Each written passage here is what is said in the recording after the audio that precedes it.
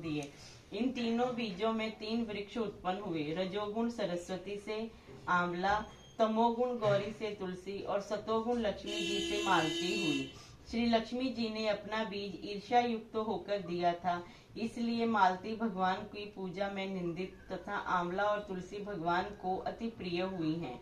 इस प्रकार वृंदा ने वृक्ष रूप होकर भगवान शालिग्राम का संयोग किया। इसी कारण कार्तिक के उद्यापन में भगवान की पूजा तुलसी के मूल में होती है। नारद जी कहते हैं कि हे राजा पृथु, जिस घर में तुलसी का वृक्ष होता है उसमें यमदूत कभी नहीं जाते, इसलिए जो तुलसी के वृक्ष घर में लगाते हैं वे यमपुरी नहीं देखते। नर्मदा तथा गंगा का जल और तुलसी का पूजन, यह तीनों कार्य बराबर हैं। चाहे मनुष्य कितना भी पापी क्यों न हो, परंतु मृत्यु समय जिसके प्राण मंजरी सहित निकल जाते हैं वह पापों से मुक्त होकर भगवान के वैकुंठ धाम को प्राप्त हो जाता है।